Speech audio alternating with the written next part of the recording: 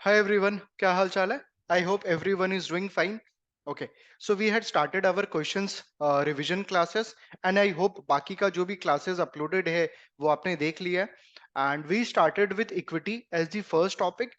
Then we moved to दूसरा topic पे अपने जो मूव किए थे that was related to portfolio management and third was derivative. Third is derivative. तो अपना डेरिवेटिव आज के क्लास में भी कंटिन्यू होने वाला है. We have taken two classes of derivative, class 1 and class 2. वो ऑलरेडी अपलोडेड है, आप जाके वो वाला क्लासेस देख सकते हो. That will be super helpful. और आज अपने class number 3 of derivative again question solving पे फोकस करेंगे. तो it will B question solving come revision classes. आपने जो भी क्लासेस अभी तक कर लिया, मतलब जो लेक्चर्स कंटिन्यू कर रहा है स्टार्टिंग से in terms of doing the revisions and all, वो समझ पा रहा होगा कि अपना ऑब्जेक्टिव यहाँ पे अगेन क्वेश्चन सॉल्विंग नहीं है. सिर्फ अपना ऑब्जेक्टिव क्या है? रिविजन. कि जो भी नवंबर के लिए एग्जाम दे रहे हैं, 2025 में एग्जाम दे रहे हैं, जब भी आपको क्वेश्चन आ रहा है आपको सोचना कैसे है. It's very important. Because just option पता हो गया, टिक हो गया, आगे बढ़ना, वो एग्जाम में करना आपको, नॉट नाउ. अभी भी आपके पास अराउंड 2.5 मंथ्स है. नवंबर 24 के लिए बोल रहा हूँ. We are setting on September first week. तो अभी भी 2-2.5 महीना है आपके पास.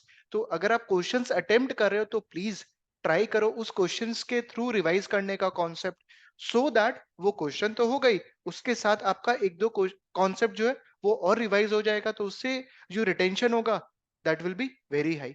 तो प्लीज आप जब भी क्वेश्चन प्रैक्टिस कर रहे हो, it's my request, don't just jump to solve the question. You should revise the concept. और उसके बाद आगे आप नेक्स्ट क्वेश्चन के अंदर में मूव करो जो कि अपने क्लास के अंदर में कर रहे हैं. सर एक्स्ट्रा टाइम लगता है. Yes, you should invest that extra time.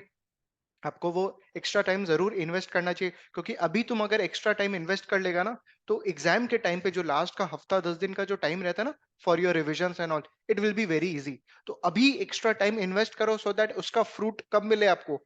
Exam के एक हफ्ता और 1.5 हफ्ता पहले. अदरवाइज वहां पे आपको एक्स्ट्रा टाइम उस समय डिवोट करना पड़ेगा. और उस समय सबको पता है एक्स्ट्रा टाइम डिवोट करना क्या, आपका एक बार सिलेबस प्रॉपरली कंप्लीट हो जाए, मतलब पूरा कंप्लीट हो जाए और 2-3 बार रिवाइज हो जाए, दैट्स इनफ. तो लास्ट का एक वीक जो होगा ना that will be very crucial. उसके लिए अपने सेपरेटली बात करेंगे, बट अभी आपको एक्स्ट्रा टाइम लगा के क्वेश्चंस वगैरह प्रॉपरली रिवाइज करना चाहिए, प्रॉपरली गो थ्रू करना चाहिए all the options.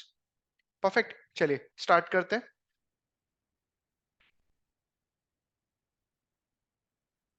Okay, question number 1. Which of the following most likely has an embedded derivative in its structure? Embedded word मतलब क्या होता है? ऑलरेडी घुसा हुआ.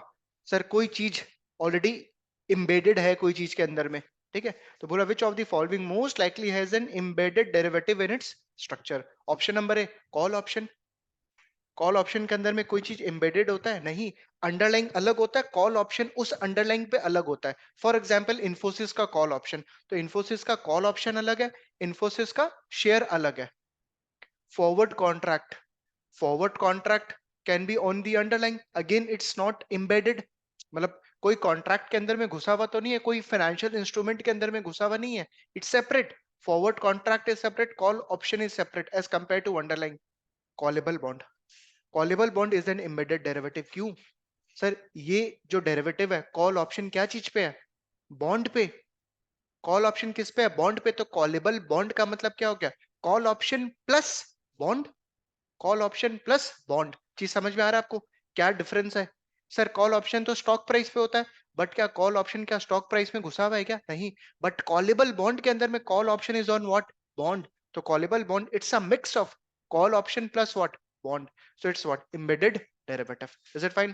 Option number C is correct. Similarly, putable bond, it is also a embedded derivative. Option number C is correct. Next, question number 2. Which of the following derivatives most likely requires a payment to be made at the initiation of the contract? Last class में we have discussed, if you remember, वहां पे आया था option में, I think, कि कहाँ पे आपको इनिशियल पेमेंट का जरूरत नहीं है, शायद ऐसा क्वेश्चन था. जहाँ पे ऑप्शन अपने सिलेक्ट किए थे forward. I don't remember the exact question, but I remember कि लास्ट क्लास में अपने डिस्कस जरूर किए थे कि अपना जो इनिशियल पेमेंट है वो कहाँ पे जाता है, कौन से टाइप का कॉन्ट्रैक्ट में. मेरे को आपसे आंसर चाहिए. Option, swap, forward. Option, option के अंदर में there is a initial payment ना. By whom? By the option buyer. To whom? To the option seller. Is that fine? Option number A is correct, क्योंकि आपसे पूछा था require a payment at the initiation of the contract, option के अंदर में, ना कि स्वैप ना कि फॉरवर्ड, दोनों के अंदर में there is no initial payment. Next question number 3, futures में भी नहीं होता है वैसे initial payment except initial margin, is that fine? Initial margin को छोड़ के फ्यूचर्स के अंदर में भी कोई इनिशियल पेमेंट नहीं होता है। Next question number 3, which of the following derivative contract is best described as contingent claim? Again last class में अपने डिस्कस किया है forward commitment versus contingent claim. Forward commitment का example are forward futures swaps, contingent claim का example can be what? Options, it can be CDS, credit default swap. Option देखते हैं, option contract yes, contingent claim is an option contract, मतलब option contract is a contingent claim, ठीक है। B है forward contract, third है swap. तो forward contract और swap क्या है? Forward commitment, it is not contingent claim. Option contract is a contingent claim, hence option number A is correct. Next question number 4, an investor buys a call option for 4.2, last class में discuss किए थे अपने, call C plus C minus P plus P minus, ठीक है। तो अपने बहुत ज्यादा अब डिस्कस नहीं करेंगे, क्योंकि जो टाइम जरूरत था वहां पे मैंने आपको लिख के सारा बताया था, right to buy, obligation to sell and all. Question देखते हैं directly, an investor buys a call option. Sir investor call option buy किया, इसका मतलब वो क्या चाहता है? वो चाहता है ऑन मेच्योरिटी शेयर का प्राइस या अंडरलाइन का प्राइस एक्सरसाइज प्राइस से ज्यादा हो। सर कितना ज्यादा? बहुत ज्यादा, कॉल ऑप्शन के प्राइस से भी ज्यादा, प्रीमियम से भी ज्यादा। buys a call option for 4.2 that is an exercise price of 27, तो वो चाहता है सर 27 से ज्यादा हो on expiry, at expiration if the stock price is 22, oh stock price exercise price से कम हो गया, मतलब call option will be what? Lapse, call option what? Lapse। तो सर call option buyer का लॉस क्या होगा? Option premium. The call option पे of, अच्छा पे ऑफ पूछा आपसे, पे of will be what? Zero, पे ऑफ तो जीरो होगा। कॉल ऑप्शन बायर को ना ही कुछ फर्दर दे रहा है ना ही कुछ फर्दर रिसीव करना है, क्यों? क्योंकि सर कॉल ऑप्शन क्या हो गया? लैप्स हो गया, उसका मैक्सिमम लॉस विल बी 4.2, और payoff will be what? Negative, no, zero, yes, positive, no, it will be what? Zero. जी समझ में आ रहा है? कॉल ऑप्शन मतलब रेदर ऑप्शन बायर का पे ऑफ जो है वो नेगेटिव नहीं हो सकता कभी भी, क्योंकि वो क्या दे रखा है? सर ऑप्शन प्रीमियम दे रखा है, ठीक है। क्या तो पॉजिटिव होगा या तो क्या हो जाएगा? जीरो, उसको और कुछ फर्दर देने का जरूरत नहीं पड़ता है, तो नेगेटिव नहीं होगा, it will be what? Zero. Sir अगर यहाँ पे स्टॉक प्राइस मान लीजिए 22 नहीं होके 30 होता, तो 30 तो सर कॉल ऑप्शन बायर तो चाहता था ना स्टॉक प्राइस अंडरलाइन के ऊपर चला जाए, कितना ऊपर चला गया? 30 माइनस 27, 3, तो 3 का पे ऑफ होता, मतलब पॉजिटिव पे ऑफ तब होगा जब stock price is more than what? Exercise price. Is it fine? यहाँ पे इस क्वेश्चन के लिए option number D is correct, क्योंकि call option has been what? Lapsed. Next question number 5, which of the following derivatives have a non linear payoff? ये भी अपने last class discuss किए थे, linear versus non linear. Linear payoff किसके किसके अंदर होता है? फॉरवर्ड फ्यूचर्स के अंदर में, कि सर अगर आप एफ प्लस करके रखे हो, प्राइस अगर ऊपर गया, प्राइस ऊपर गया तो डिफरेंस आपको मिल जाएगा, बट अगर प्राइस नीचे गया अंडरलाइन का तो आपको पे करना पड़ेगा, both side linear. Whereas non linear क्या है? Options, call option, put option, कि सर कॉल ऑप्शन बायर है, अगर प्राइस ऊपर गया तो you will get the difference, but अगर प्राइस स्ट्राइक प्राइस को ब्रेक करके नीचे गया, call option will what? Lapse, आपको कुछ और पे करने का जरूरत नहीं है, वन साइडेड होता है कॉल ऑप्शन। तो non linear payoff example will be what? Option. तो यहाँ पे क्या पूछा? Which of the following derivative have a non linear payoff? Contingent claim only, yes, option is a part of what? Contingent claim. Forward commitment, no, क्योंकि forward commitment के अंदर क्या आता है? Futures forward, right. तो sir वहां पे forward commitment में वी हैव व्हाट? लीनियर पे ऑफ, एंड नॉन लीनियर पे ऑफ का example will be what? Contingent claim only. Both contingent claim and forward commitment wrong, option number A is correct. Next question number 6, which of the following statement about derivatives is most accurate? Correct statement ढूंढना है। Excessive risk taking and use of leverage in derivative markets में contribute to market stress, एकदम सही statement है।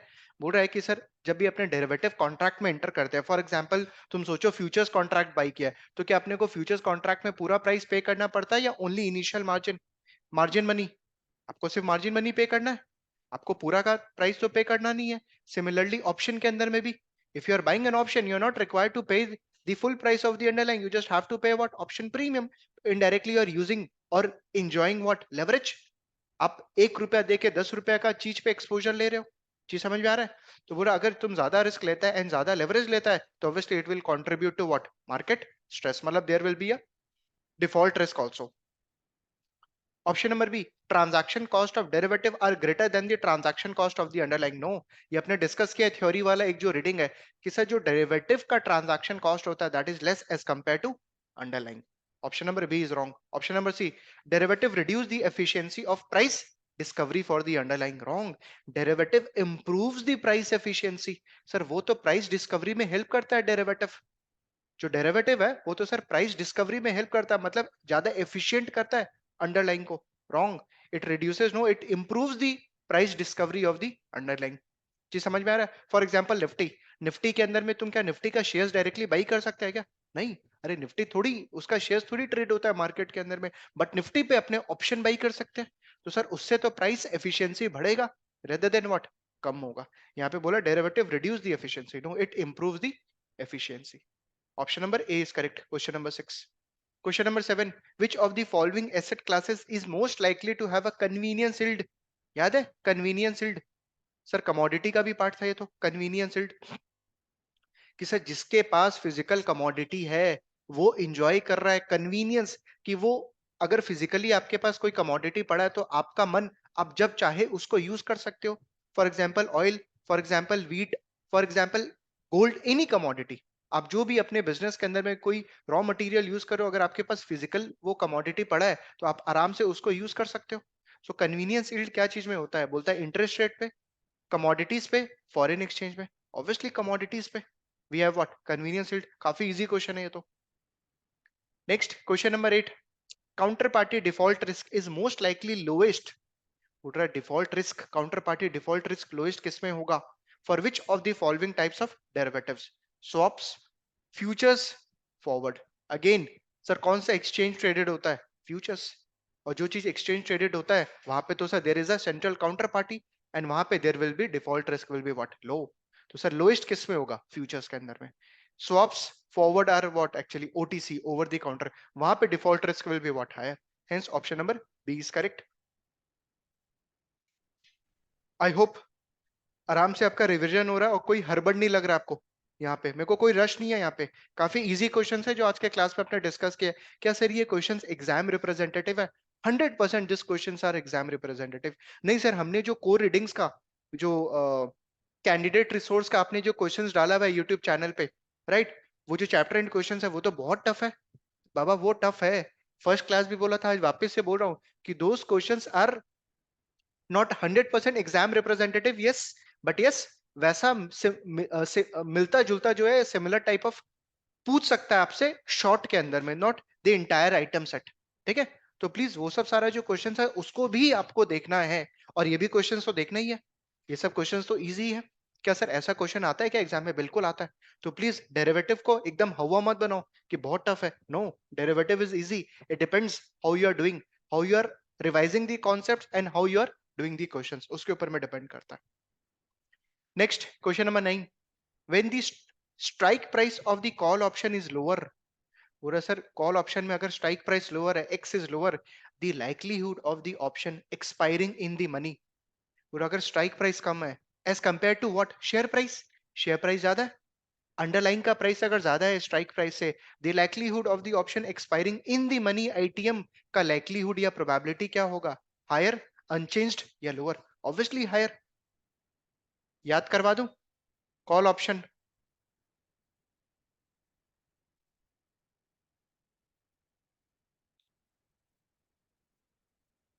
if S is greater than strike price, call will be ITM in the money. If S is equal to X, call will be ATM at the money. If S is less than X, call will be bought out of the money. Call expire हो गया, call option lapse हो गया। Put option पूरा उल्टा होता है call option का। If S is less than X, तुम तो चाहते हैं शेयर का प्राइस गिरे X से। If you are a call option buyer, call will be ITM. S is equal to X, ATM, और शेयर प्राइस अगर स्ट्राइक प्राइस से ज्यादा हो गया, call will what, sorry put will what? Lapse, OTM, out of the money. Very easy. आपसे कौन सा पूछा है? ये वाला। बोला स्ट्राइक प्राइस कम है, ये एक्सरसाइज प्राइस कम है, यही पूछा ना? हाँ, स्ट्राइक प्राइस कम है as compare to what, share price. तो कॉल ऑप्शन का probability of ITM will be what, higher on maturity, it will be higher. Hence option number A is correct. Next question number 10, before expiry, expiry के पहले, if the price of the underlying is above the exercise price. बोला sir मान लो अपने आज 6 सितंबर पे खड़े हैं, ठीक है, एंड अपने जो ऑप्शन बाई किए हुए वो सितंबर एंड का है, यहां पे अपने इवेल्युएट कर रहे हैं आज। क्वेश्चन जो है ना आपसे, क्वेश्चन नंबर 10 जो है वो यहां पे पूछा है, बिफोर एक्सपायरी लिखा है ना, तो you are standing as on 6 सितंबर। और क्या बोला है क्वेश्चन में, if the price of the underlying is above the exercise price, S is greater than X, ठीक है, यहाँ पे जो है एस जो है ग्रेटर देन एक्स है। If the price of the underlying is above the exercise price, the European put option, put option के लिए बोल रहा है, सोचो, कॉल ऑप्शन नहीं, put option.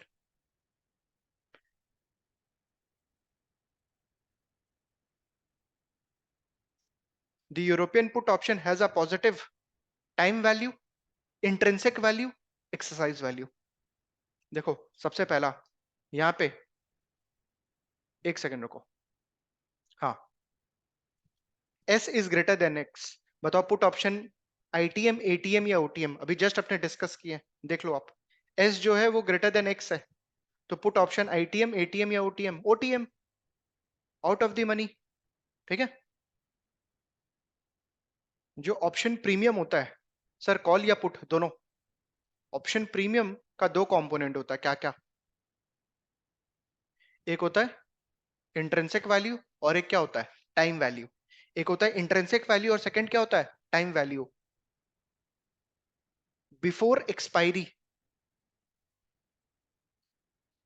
Before expiry intrinsic value और टाइम वैल्यू दोनों होगा, ठीक है, प्रोवाइडेड, प्रोवाइडेड अगर आईटीएम है तो, अगर आईटीएम है तो सर उसके अंदर में intrinsic value plus time value दोनों रहेगा।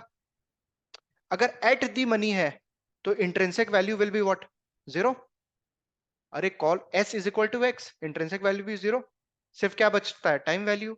ओटीएम है out of the money, again intrinsic value zero, क्या बचता है, टाइम वैल्यू, ठीक है।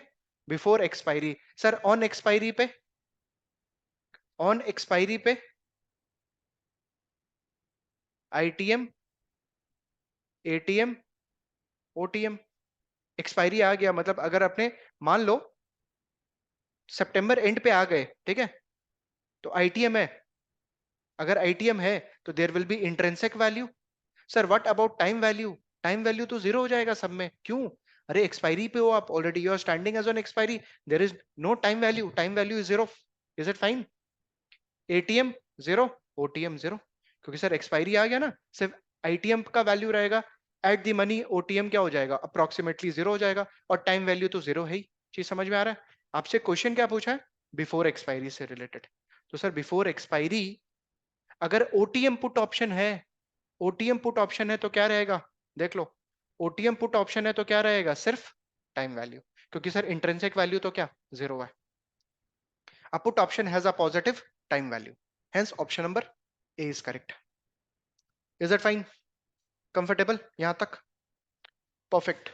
तो अपना 3 classes हो गया डेरिवेटिव का, and we have done 30 questions. Class 1, class 2 और क्लास 3 मिला के अपने 30 क्वेश्चंस प्रैक्टिस किए हैं। प्लीज आपको क्या करना है, नवंबर तक स्ट्रेच मत करना ये सब, कि कोई सोच रहा है कि नवंबर में क्लास कर लेंगे, एक बार डेरिवेटिव बाद में हो जाए, बहुत ज्यादा टाइम नहीं है आपके पास। तो डेरिवेटिव को कंप्लीट कर लीजिए अगर आप अभी इन प्रोसेस हो, या डेरिवेटिव अगर आपका हो गया है तो ये क्लासेस अभी कंप्लीट कर लो। एक बार अगर डेरिवेटिव रिवाइज करना है तो थोड़ा सा रिवाइज करके क्विकली ये जो रिविजन अपना चल रहा है उसके थ्रू और कंफर्टेबल हो जाओ, so that you can capitulate all the concepts, और ये सब सारे क्वेश्चंस जो है वो अभी रिवाइज कर लो, लास्ट के लिए प्लीज मत छोड़ो, क्योंकि जो लास्ट के लिए छोड़ता है ना वो कभी कंप्लीट नहीं होता है। Is that fine? परफेक्ट। चलिए नेक्स्ट क्लास के अंदर में मिलते हैं with a different topic. Take care guys.